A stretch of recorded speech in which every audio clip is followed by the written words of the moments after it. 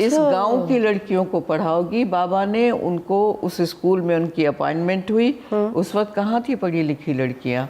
ان کی اپائنٹمنٹ ہوئی اور کہا گیا خاص کہ تم یہیں رہو گی گاؤں میں اور ان بچیوں کو تم پڑھاؤ گی جو نہیں جاتی. مطلب وہاں تعلیم کی جو بنیاد تھی اس وقت کہہ سکتے ہیں کہ آپ کے والد نے ڈالی. کہہ سکتے ہیں.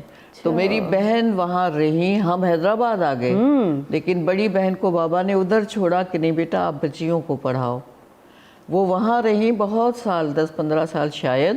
اس کے بعد پھر ٹرانسفر ان کا ہوا حیدرآباد.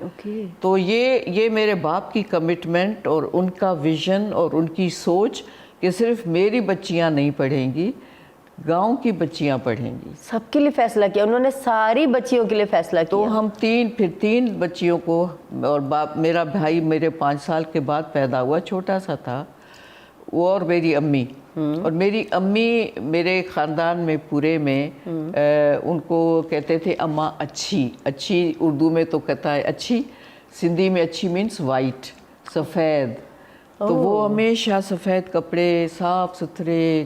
ان کا کام صرف یہ تھا کہ وہ قرآن پاک پڑھتیں, 5 وقت نماز پڑھتیں, گھر کا کام نہیں کرتیں.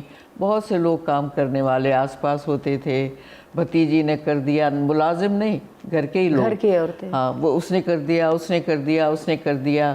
مجھے میری بابا کی بھتیجی تھی, اس نے مجھے پالا. مثلاً امی یہ کام کرتی تھی. لیکن جب حیدرآباد پہنچے تو ہمارے پاس تو کوئی ملازم نہیں تھا.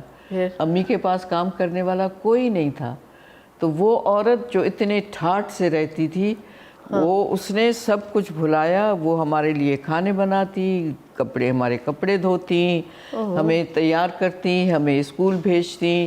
وہ سارا کام وہ خاتون کر رہی تھیں جو وہاں پر اماں اچھی تھیں اور بیٹھی رہتی تھیں.